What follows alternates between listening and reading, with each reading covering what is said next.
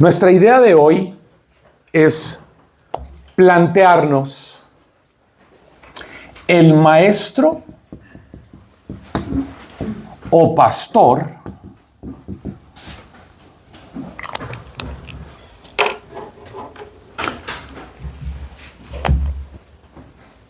carismático.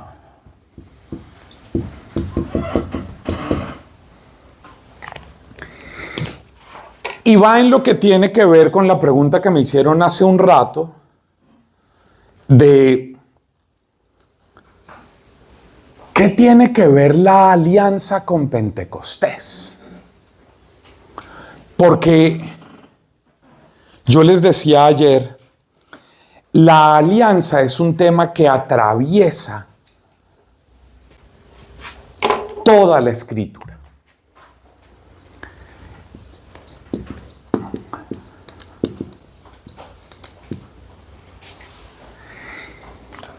Que va desde el Génesis. Yo les decía la alianza con Noé, ¿se acuerdan? El arco iris. Y de ahí en adelante todas las renovaciones de la alianza. Por ejemplo, ustedes pueden ver cuando Josué va cruzando con el pueblo a conquistar la tierra prometida, que se detienen las aguas del río Jordán, haciendo una evocación de lo que fue las aguas del Mar Rojo. Y cruzan, y cuando cruzan, lo primero que decide hacer Josué es mandar circuncidar a los hombres que acaban de cruzar, para renovar la alianza de pertenencia a Dios. La alianza, yo les decía ayer, empezó siendo una fiesta agrícola.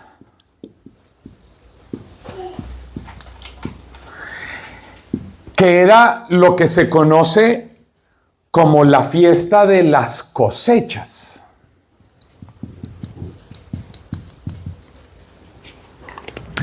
Pero esa fiesta agrícola fue madurando en el imaginario del pueblo y se convirtió en la fiesta de la alianza.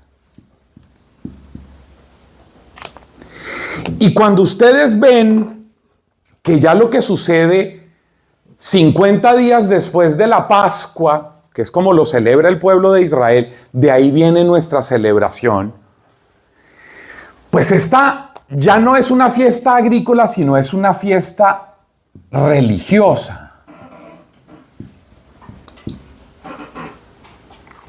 Que fue y que sigue siendo una de las 3 fiestas más importantes del pueblo de Israel. Pero esta fiesta que fue agrícola, que luego se convirtió en una fiesta religiosa, es la fiesta que nosotros llamamos Pentecostés.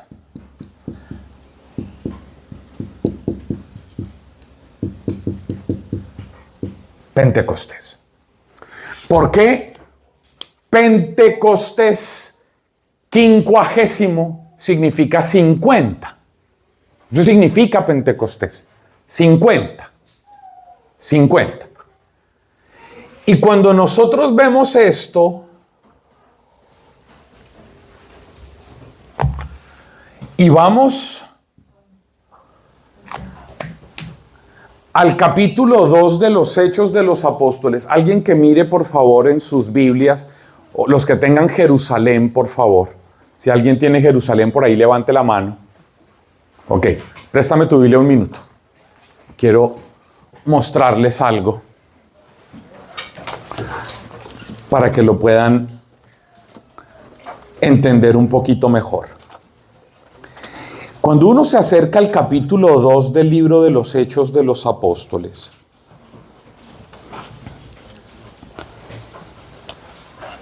y alguien que mire por favor el capítulo 23 del Éxodo, por allá a partir del verso 14, yo creo, veamos.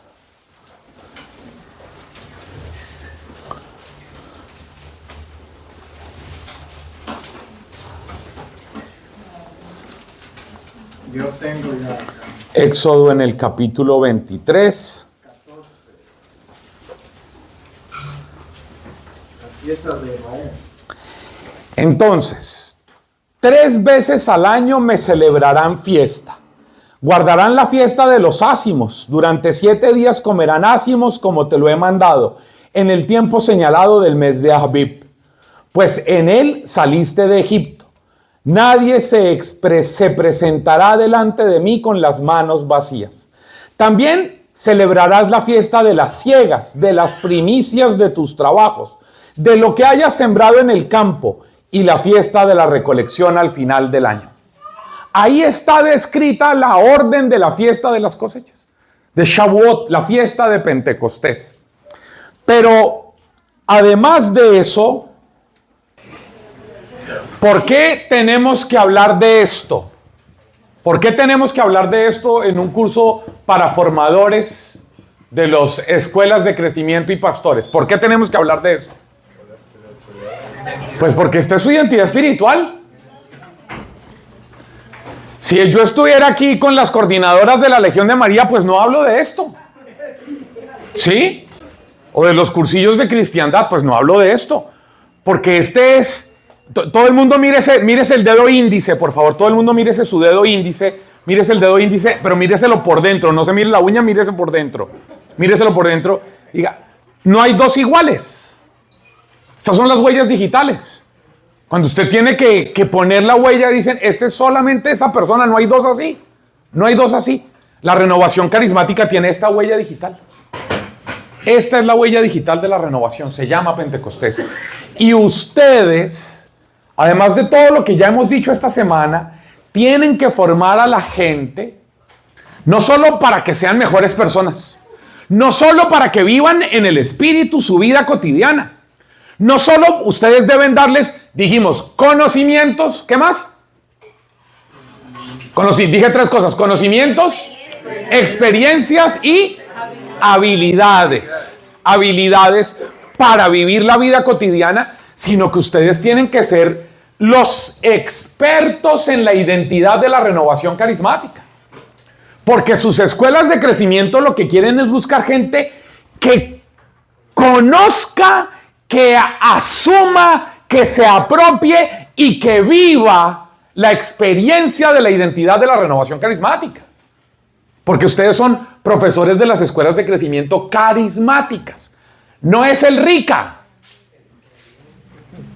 ¿Sí? No es la catequesis de la parroquia.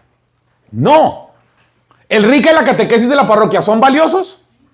Sí, pero son lo propio de nuestra identidad espiritual. No, nosotros tenemos en la formación, en los libros que vamos a tener, los elementos básicos de la catequesis y del RICA, pero tenemos toda la claridad de nuestra identidad espiritual, porque lo que queremos es que la gente salga también siendo mejor carismática. Mejor carismática.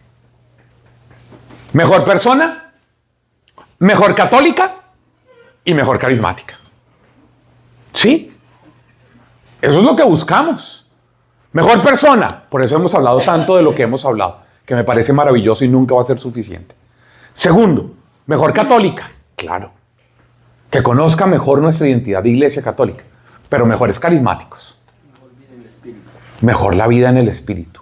Mejor seres humanos pentecostales, que es como lo diríamos en teología. Mejores seres humanos pentecostales. Por eso necesitamos volver aquí. Necesitamos venir aquí. Y para eso voy a plantearles 2 textos que quiero que miren. Quiero que miren, por favor, el final del capítulo 24 del libro del Éxodo. Te devuelvo tu Biblia. ¿Quién se la robé? Aquí. Miren el final, los últimos, ¿qué será? 4 versos del capítulo 24 del Éxodo.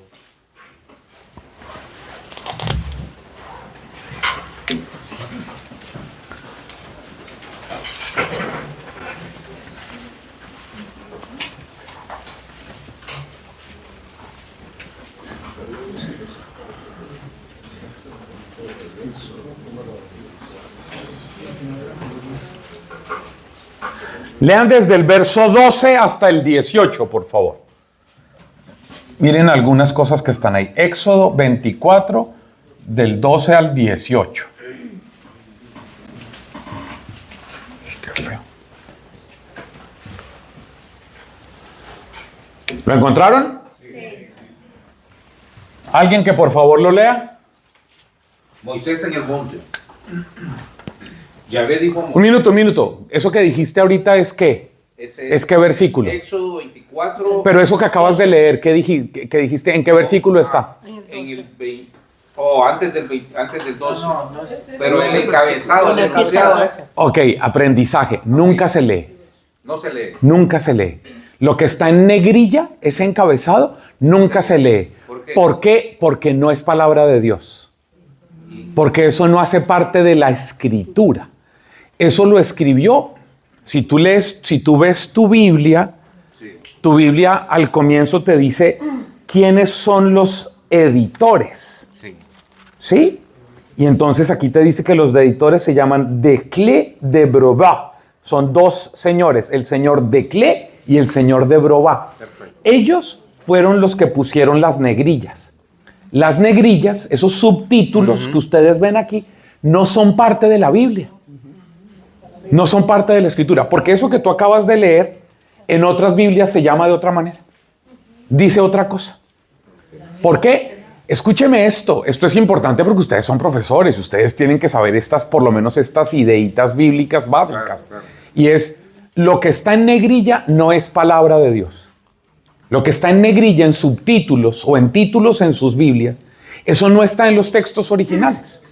Eso lo escribió el traductor de esta Biblia, el editor. Y en algunas cosas aciertan y en otras desorientan. Uno puede leer algunas negrillas de esas y terminar. Esa negrilla como que a uno lo sesga, como que a uno lo lleva a ver lo que la negrilla dice. ¿Sí? Es como si yo les digo, el capítulo de hoy se llama El asesinato en la Torre del Rey. Y uno entra y empieza a leer el capítulo y uno ¿qué está esperando? ¿A qué horas aparece el muerto en la torre?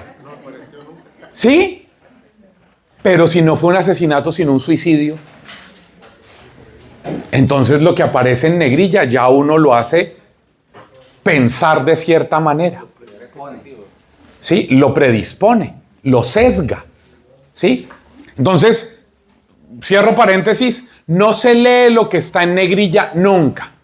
Nunca. Porque eso no es palabra de Dios. Eso no está escrito en los textos originales. Eso es una ayuda en la mayoría de los casos y una zancadilla en unos pocos casos que sin querer queriendo algún traductor con buena intención y mala puntería escribió. Pero no se lee. ¿Listos? Listo. ¿Claro para todos? Sí. Ustedes son profesores, por eso tengo que corregirles esas cositas. Gracias. Dale. Yahvé dijo a Moisés, sube hacia mí al monte, quédate allí y te daré las tablas de piedra con la ley y los mandamientos que he escrito para que les enseñes. Se levantó Moisés con Josué, su ayudante, y subieron al monte de Dios. Dijo a los ancianos, espérenme aquí hasta que volvamos. Aarón y Jor quedan con ustedes, y el que tenga algún problema, que recurra a ellos. Después Moisés subió al monte. La nube cubría el monte. La gloria de Yahvé descansaba sobre el monte Sinaí, y la nube lo cubrió durante 6 días. Al 7º día, Yahvé llamó a Moisés de en medio de la nube. La gloria de Yahvé aparecía a los israelitas como fuego devorador sobre la cumbre del monte. Moisés penetró en la nube y subió al monte. Moisés permaneció en el monte 40 días y 40 noches. Miren, ¿se dan cuenta de lo que está pasando? Está llamando a un profesor, está llamando a un maestro y le va a decir, te voy a pasar el libro que ustedes están esperando, te lo voy a pasar. Son las tablas, con la ley, con la enseñanza. Pero tienes que tener una experiencia. No basta solo la ley. Es necesaria la experiencia. Hubiera podido entregarle las tablas de la ley sin tanto Hollywood. ¿Sí o no? Sí. Pero no. Porque ¿qué es lo que hay? Shekinah, la nube de gloria que desciende, que hace que retumbe todo, que haya fuego, que haya truenos. No basta la ley, no basta el contenido del libro, no basta los conceptos, es necesaria la experiencia. Y la experiencia es la experiencia de la alianza. Si ustedes siguen leyendo el capítulo 25, se van a dar cuenta que es el pueblo yendo al monte a renovar su alianza a Yahvé. Pero hay terremoto, hay truenos, hay fuego. ¿Y qué hay en Hechos de los Apóstoles en el capítulo 2? Los mismos signos. Los mismos signos. ¿Por qué? Porque esto se va a actualizar en el texto del capítulo 2 de los Hechos de los Apóstoles. Pero entre esto y esto yo quiero citar algo. Busquen por favor en sus Biblias el libro de Tobías. Busquen por favor. Quiero que vean este texto que yo no sé por qué en el capítulo 2. Quiero que vean los versos 1 y 2.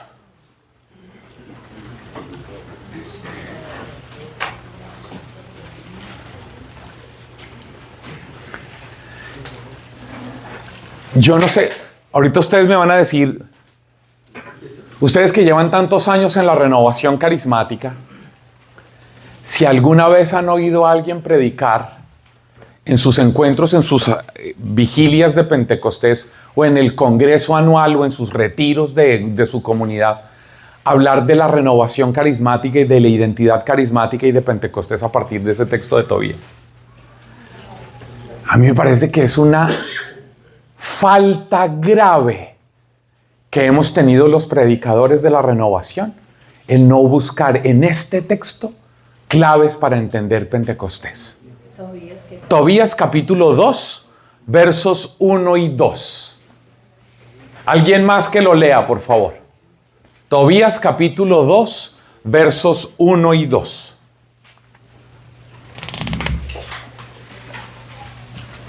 En el reinado de Azaradón, pude regresar a mi casa y me volvieron a mi mujer Ana y a mi hijo Tobías. En nuestra solemnidad de Pentecostés, que es la santa solemnidad de las semanas, que me habían preparado una excelente comida y me dispuse a comer.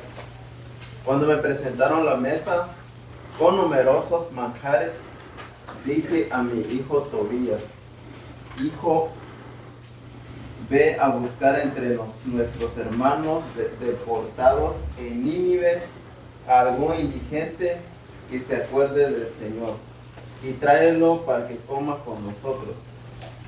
Te esperaré hasta que vuelvas, hijo mío. Oigan esa belleza de texto. Ustedes saben qué es Pentecostés. Ustedes saben para qué deben formar a la gente. Les he dicho hasta ahora, ustedes tienen que formar a la gente para que sean mejores seres humanos. Ustedes deben formar a la gente para que la gente sea mejor católica. Y ustedes deben formar a la gente para que sean mejores carismáticos. Y ser mejor carismático es entender y vivir mejor Pentecostés. Se es mejor carismático si uno entiende el texto de Tobías 2:1-2. Cris, verso 1, de nuevo, despacio.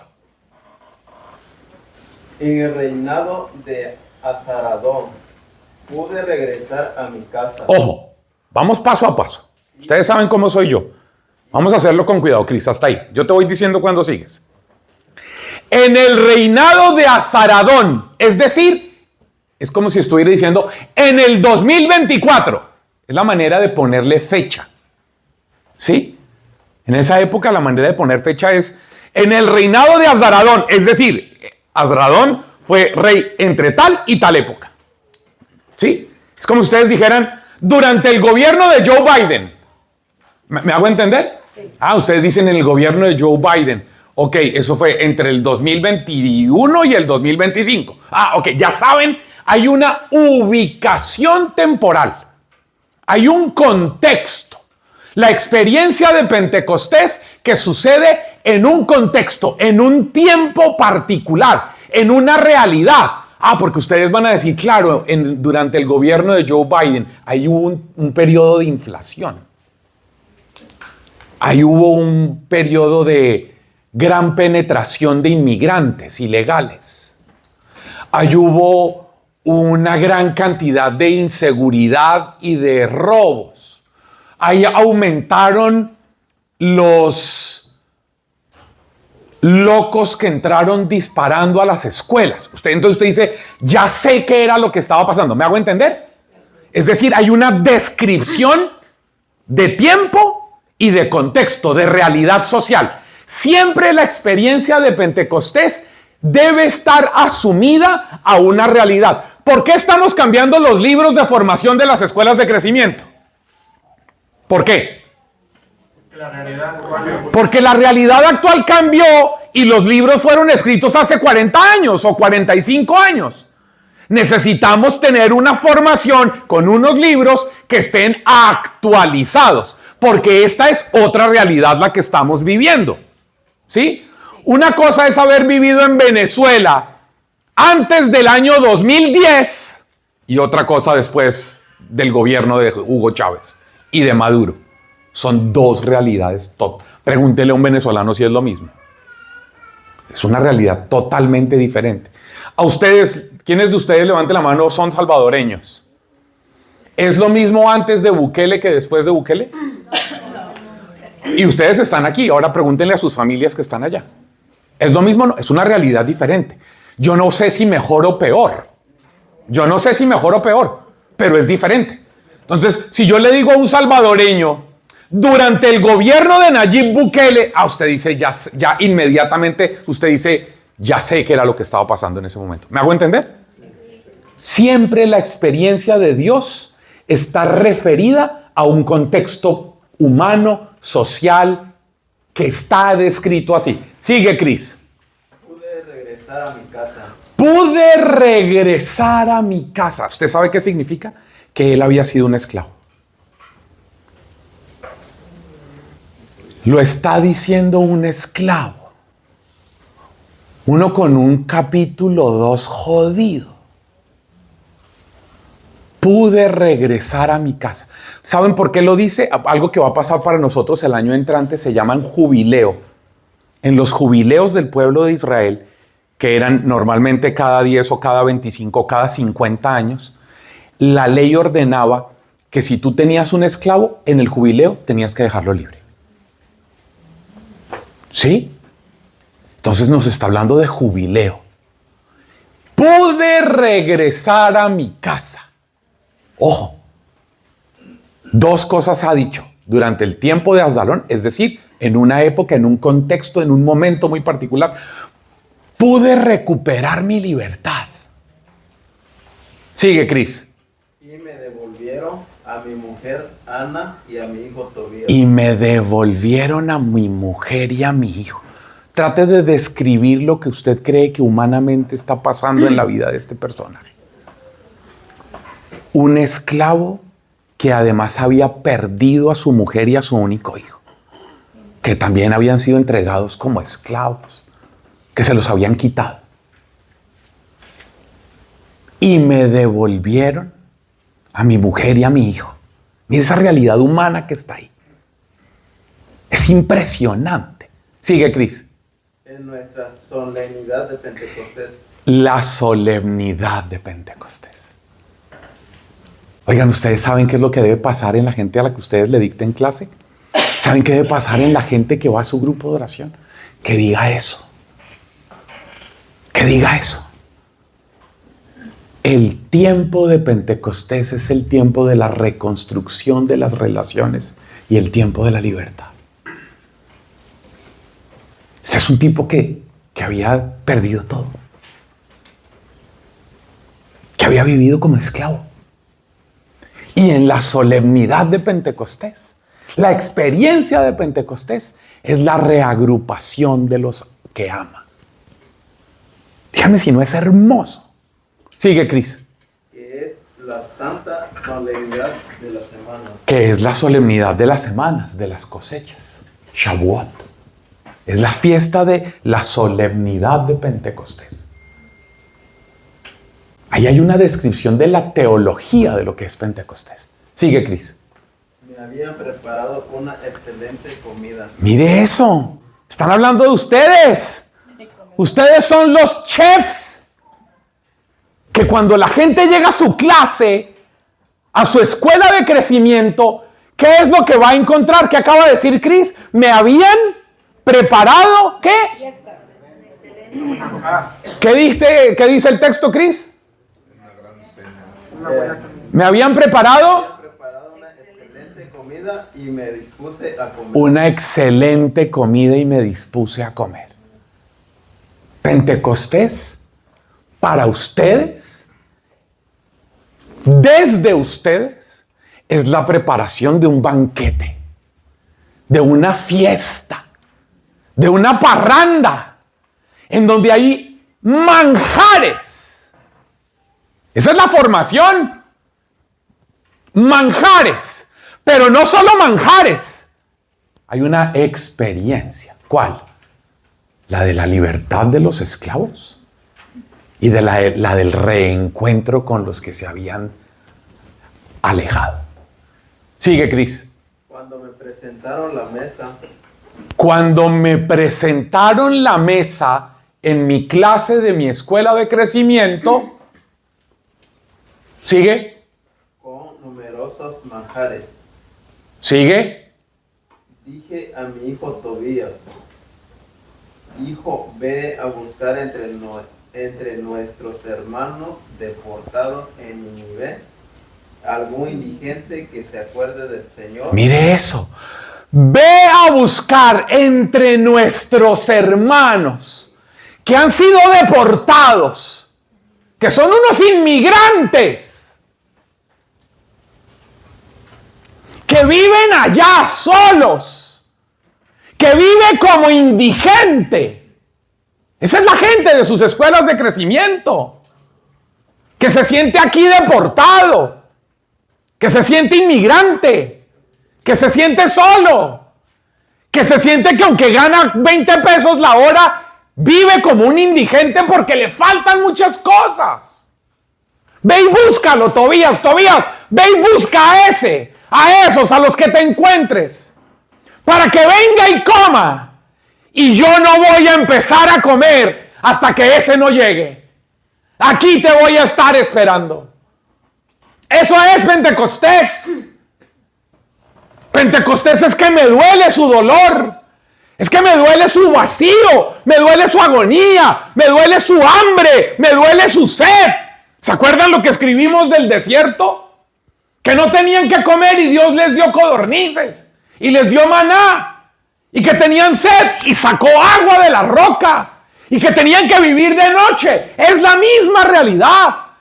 Tobías, ve, ustedes son Tobías, que tienen que llegar a la gente de sus grupos, de sus comunidades, que no tienen que comer, que se mueren por falta de conocimiento, como dice Amós,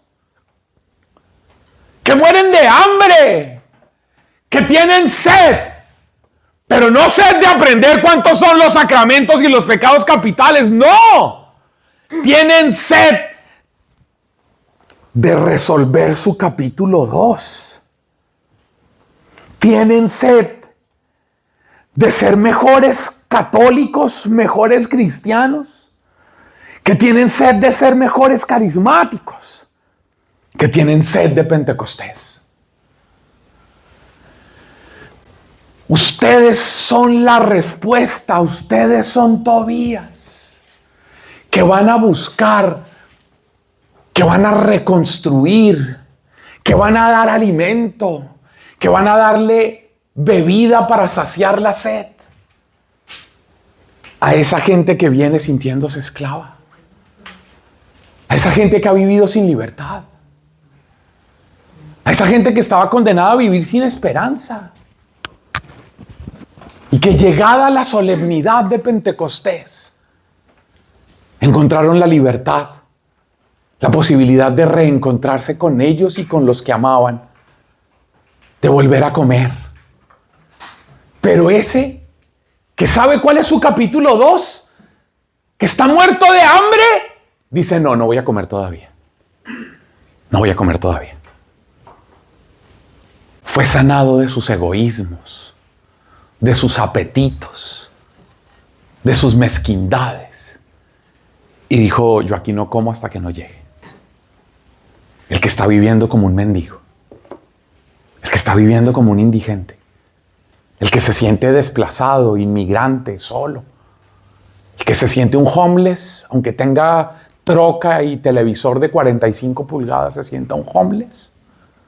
Hasta que ese no llegue, yo no voy a comer. Usted puede hacer, si usted es una persona inquieta por eso, usted podría hacer de eso una lectura protoeucarística. Porque ahí nos está hablando del acto penitencial, la libertad, el perdón, del banquete de la palabra. Y no comemos hasta que no haya habido la reconciliación. Y luego nos sentamos a comer.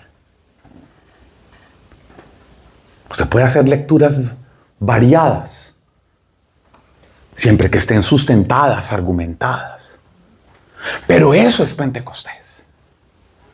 Pentecostés es la experiencia de la alianza que se traduce en ese tipo de realidades, amigos.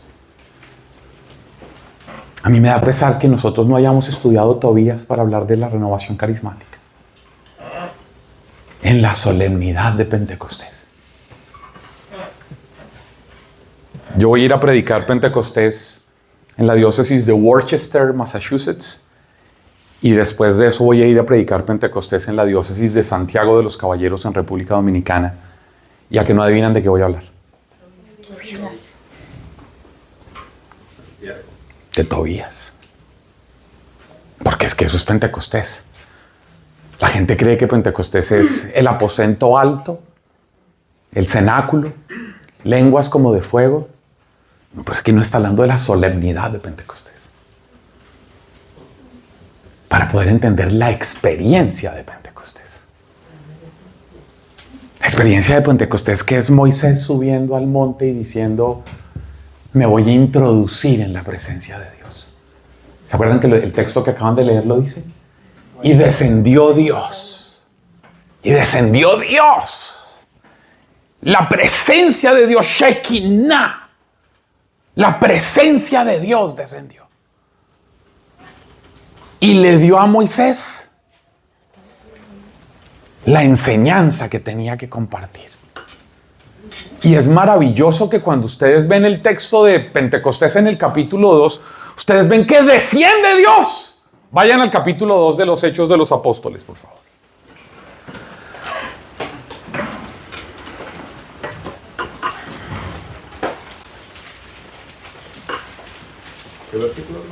Capítulo 2 a partir del verso 1.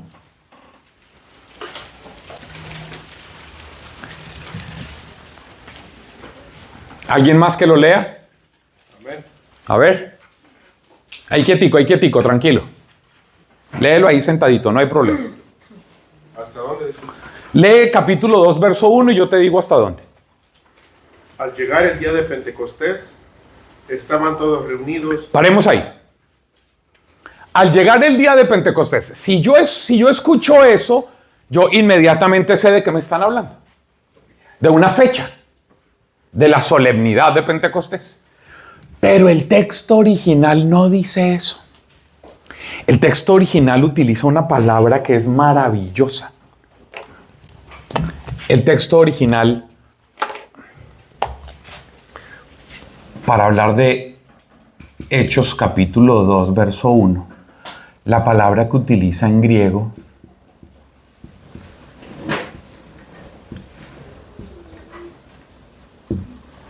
es la palabra plero. Plero, en griego, plero. Plero. Y plero significa plenitud.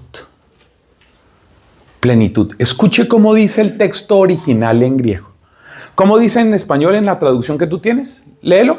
Al llegar el día de Pentecostés, Al llegar la plenitud de Pentecostés. ¿Cambia un poco? Porque ya no es al llegar la fecha, sino al llegar el culmen de la experiencia. ¿Me hago entender la diferencia? Es así. La diferencia es gigantesca. Porque ya no te estoy diciendo al llegar la fecha de Thanksgiving, sino te estoy diciendo al llegar el cumplimiento de la plenitud de la acción de gracias. ¿Es lo mismo? No, porque lo primero te remite a un día del año. Lo segundo que te dice es llegamos a lo que hemos estado esperando desde el Antiguo Testamento. ¿Me entienden la diferencia? Por eso el texto es absolutamente diferente. Porque no es al llegar el día, la fecha, sino es al llegar la plenitud del tiempo de Pentecostés. Es decir, esto que había empezado aquí, que siguió por aquí, y uno podría hablar de muchas otras narraciones de Pentecostés en el Antiguo Testamento, llegó a su cumplimiento definitivo. Eso es lo que está diciendo. Por eso ese texto es tan importante. Porque lo que nos van a contar es que hubo algo que llegó al culmen. ¿Qué fue lo que llegó al culmen? La alianza que se había empezado a establecer aquí, que nos contó para qué era, ahora llega a la plenitud. Plenamente. ¿Y cómo sé que llegó a la plenitud? Léelo. de repente vino del cielo. De repente vino del cielo, como aquí. Que vino del cielo la nube de la gloria, que descendió y llenó toda la montaña. Vino del cielo. ¿Y aquí qué pasó? Que también vino del cielo. Es decir, la iniciativa es de Dios.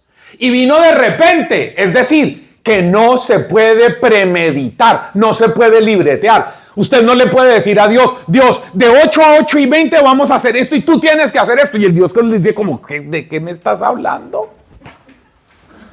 Pero es que así está en el schedule que dijimos en el grupo de oración. Y yo dije, ¿a mí qué me importa tu schedule? Y si el día de hoy es solo para orar.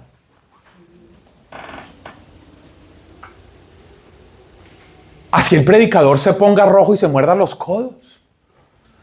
Que había preparado su tremenda predicación para salir a lucirse en sus 15 minutos de fama.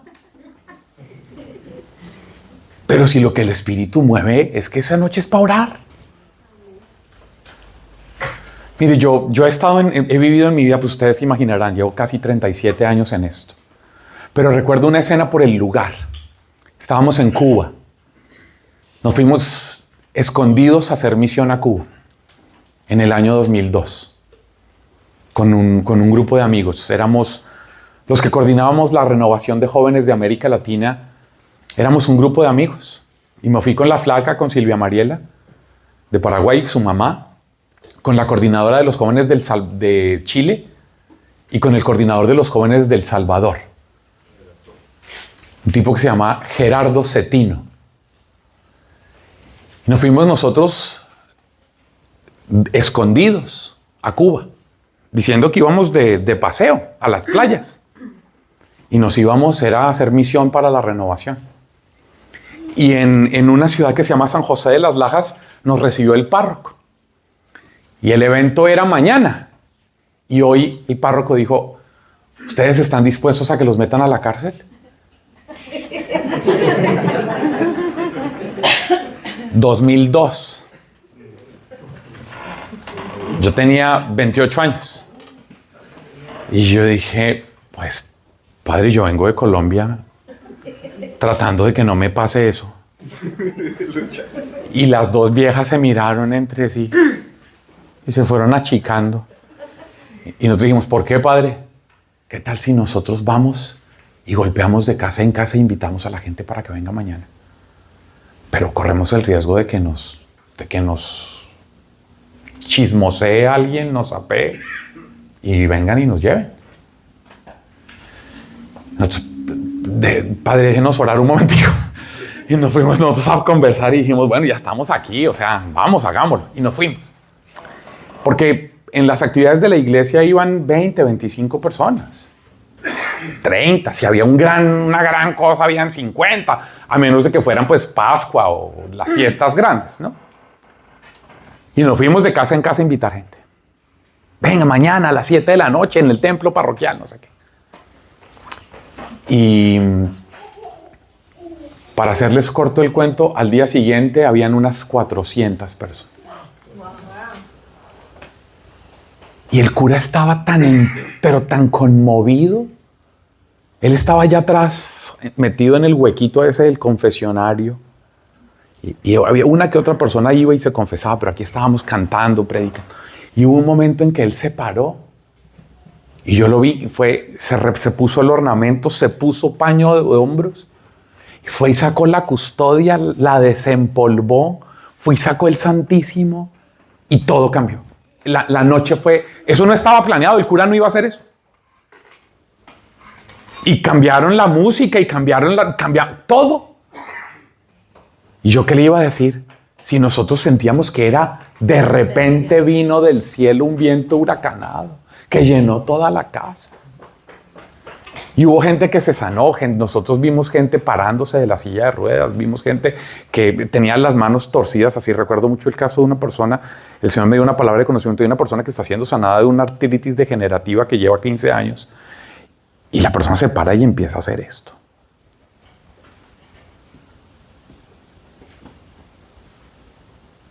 Y la familia empieza a gritar. La familia empieza a abrazarse. O sea, yo pienso en eso y todavía se me eriza la piel. ¿Qué le iba a decir yo al cura? No, aquí tenemos ya esto planeado. ¿Cómo viene a eso? No. De repente vino del cielo. Es la iniciativa de Dios. Eso es Pentecostés, que llena toda la casa. ¿Y qué dice la narración? Que se pusieron unas lenguas como de fuego sobre cada uno y se posaron en ellos. Que se posaron significa que permanecieron, que se quedaron.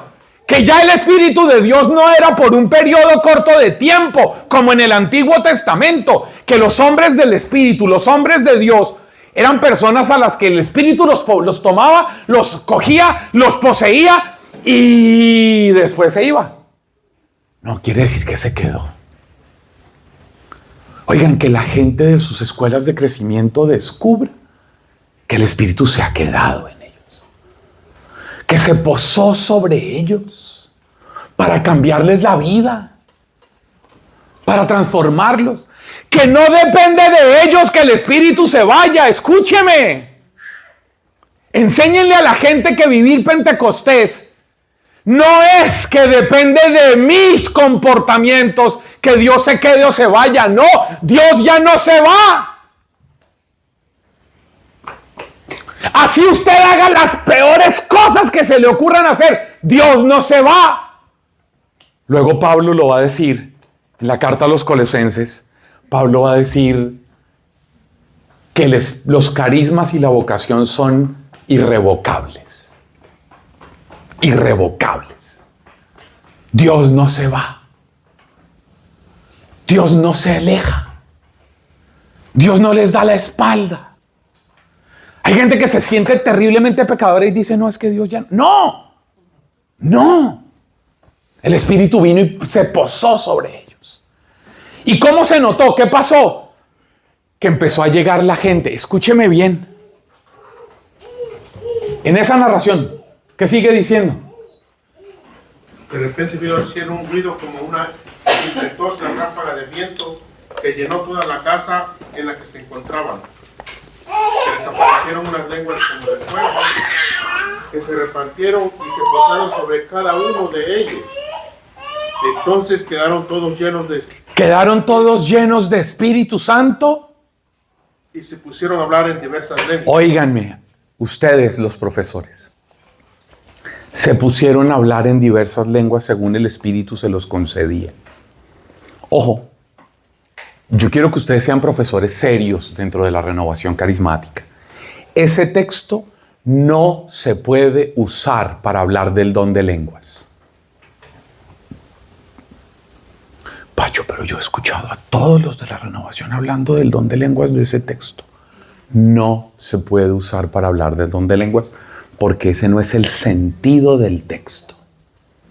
Si ustedes quieren hablar del don de lenguas, pueden hablarlo en Primera de Corintios, en Romanos, en Efesios, en la Primera de Pedro, porque ahí se habla de esos carismas. Pero en este texto no es para hablar del don de lenguas. No usen los textos equivocadamente. ¿Saben cuál es el problema? Que los estudiantes de ustedes saben menos que ustedes y ellos creen lo que ustedes le digan. Pero ese texto no habla del don de lenguas. Habla de algo más importante. Por eso lo estoy citando para terminar la sesión de esta noche para ustedes. Y es que ustedes, los maestros, deben comprender cuál es la experiencia que está narrada ahí. Y la experiencia es la de encarnar nuevos lenguajes.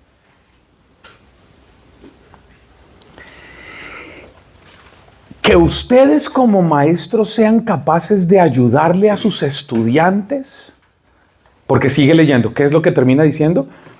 Ahorita va a contar una cosa y es que nos va a contar cuál es el atlas, el mapamundi de la época. Que empezaron a llegar personas de todas partes. Ya no lo leas porque todos lo saben.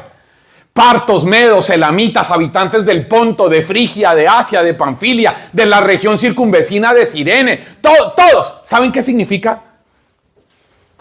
El cumplimiento de esto. Los desterrados. Los que estaban lejos. ¿Se acuerdan lo que el papá mandó a hacer a Tobías? ¿Se acuerdan? ¿A qué lo mandó? Vaya y búsquelos. Vaya y búsquelos. Aquí no comemos hasta que no los traigan. Hasta que no lleguen los hambrientos. Hasta que no lleguen los necesitados. Pero ¿saben cuál es el problema de ese texto que están leyendo en los Hechos de los Apóstoles? Que la mayoría de los que están descritos ahí, habitantes del Ponto, de Frigia, de Asia, de Panfilia, todos eran paganos. Todos eran malditos. Todos esos eran lo que se llamaban los gentiles, que eran politeístas, que eran idólatras. Los judíos habían recibido la enseñanza de sus profesores que les decían que todos esos eran unos malditos condenados que no tenían acceso a la salvación. Pero la experiencia de la Shekinah, la experiencia de Pentecostés, los convoca a todos porque la alianza de la que se nos habla ya no es con el pueblo de Israel, es para todos los seres humanos. Por eso Pedro, cuando predica después de la experiencia, va a decir, es que aquí se está cumpliendo lo que dijo Joel. Y es que derramaré mi espíritu sobre todos. Sus hijos e hijas van a profetizar, los ancianos tendrán sueños, los jóvenes tendrán visiones, pero todos, sin restricción, los paganos, los idólatras, las prostitutas, las lesbianas, los homosexuales, los que no están casados por la iglesia, los que votaron por Trump, los que votaron por Biden, todos son bienvenidos a la experiencia de la salvación, todos. Cuando usted le enseñe eso a la gente de su escuela de crecimiento, ellos van a decir, ay, entonces puedo volver a ir a comer con mi cuñada que es testiga de Jehová. Y puedo abrazar a mi sobrino que es gay. Y entonces puedo ir al quinceañero con mi hermano y mi cuñada que se emborrachan y toman aguardiente. Porque es que es posible que ustedes mismos les hayan enseñado que ellos, la que vive con su pareja, que no está casada por la iglesia, no es digna de la iglesia, no es digna de Dios, no es digna de la salvación. Porque es posible que ustedes, los profesores, les hayan dicho: no vayas por allá a esas fiestas porque te contaminas. Es posible que ustedes mismos les hayan dicho: pero es que eso es del demonio, esa relación lésbica. Y aquí Jesús está diciéndoles que llegaron los del Ponto, los de Frigia, los de Asia, los de Panfilia, los de Cirene, los de Creta, todos fueron convocados por el ruido de Dios. Y a través de los maestros, ¿qué termina diciendo? ¿Pero acaso no son galileos todos estos que estamos escuchando? ¿Cómo es que nosotros, en nuestro lenguaje materno, los escuchamos a todos acerca de las maravillas de Dios?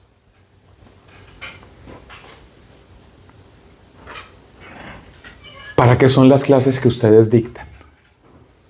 Para que la gente en sus propios lenguajes experimenten las maravillas de Dios.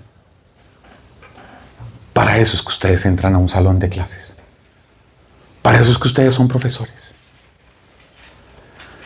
Para que se acabe con la mentalidad de: aquí están los buenos que van al grupo de oración, que van y leen la Biblia, que rezan el rosario, que van a misa, que levantan las manos, que oran en lenguas, que caen en descanso en el Espíritu, que orinan agua bendita. Y su cuñado y su hermana y su primo son unos condenados, desgraciados, los testigos de Jehová, los que son evangélicos, los que son ateos, los que reniegan de la fe, los que son proabortistas. Ellos merecen el infierno. El papá le dice a Tobías: ve y búscalos a ellos. Y aquí el mismo Señor, en su espíritu, con el ruido impetuoso, los convoca a todos. A todos. Y a través de los profesores y de los pastores, les hablan en sus lenguajes para que todos tengan la experiencia de las maravillas de Dios. Eso es ser carismático. Que tengan buena noche.